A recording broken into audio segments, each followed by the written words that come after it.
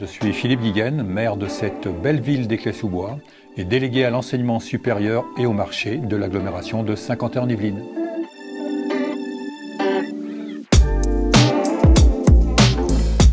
C'est beau, hein? Non, ouais, pas terrible, hein? Bon déjeuner et bon après-midi.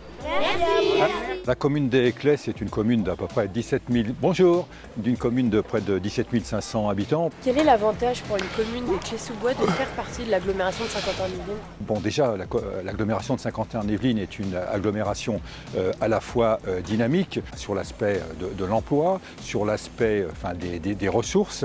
Donc il est important pour nous, même si nous sommes arrivés uniquement à partir de 2016, de profiter de l'ensemble de cette dynamique. L'agglomération sur beaucoup de domaines, notamment des domaines financiers, est un très très grand support pour les communes.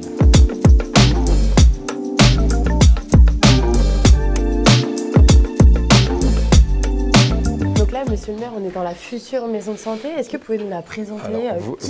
On est effectivement sur un étage de la future maison de santé. Vous allez avoir à la fois des médecins et des paramédicaux. Vous avez entre 1100 et 1200 mètres carrés. Vous avez 19 box de médicaux ou de paramédicaux. On est au dernier étage de cette maison de santé. Qu'est-ce qu'on va y trouver ici? Cette maison de santé va commencer à être occupée dès la mi-octobre par un certain nombre de professionnels. Et là, sur l'étage, c'est l'étage supplémentaire sur lequel que nous avons construit et qui va accueillir tout un pôle d'imagerie et un pôle de radiologie. Et ce pôle-ci, lui, est prévu d'être livré à la fin du mois de novembre.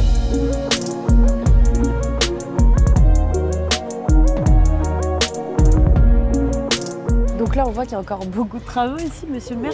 Où on est? Nous jouxtons la mairie, nous avons l'espace socioculturel Philippe Noiret.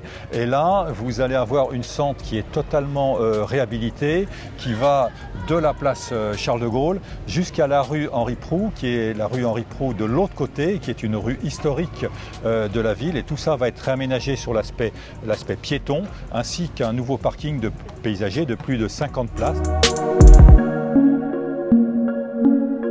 Ce qui me plaît, c'est que j'aime bien être dans l'action, essayer d'apporter à la population ce que je maîtrise, toute la partie financière dans une entreprise. Et je pense dans une commune, même si on ne gère pas une commune comme une entreprise, on doit avoir les mêmes réflexes de bonne gestion. Là, nous allons sur l'ancienne piscine intercommunale L'Éclès Villepreux-Plaisir. L'agglomération a annoncé par le biais de son président qu'il y aura une reconstruction de cette piscine intercommunale. Là, vous avez l'ancien complexe aquatique, la piscine qui a un peu plus de 50 ans, la piscine Salvatore Allende, et qui fera partie du projet de réaménagement global. Donc cet espace sera conservé. Et qu'est-ce qu'on va y retrouver dans cette future piscine? Alors, l'objectif, c'est pas de refaire une piscine du tout à l'identique.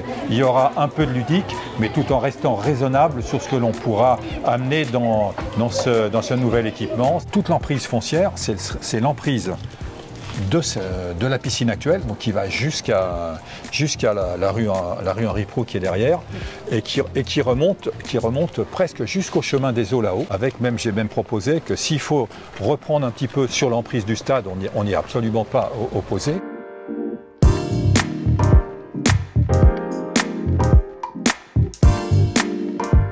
À l'école Jean Jaurès. Qu'est-ce qu'elle a de particulier, cette école? C'est une école de 10 classes, 230 élèves, qui était dans son jus depuis les années 70, qui nécessitait une réflexion totale.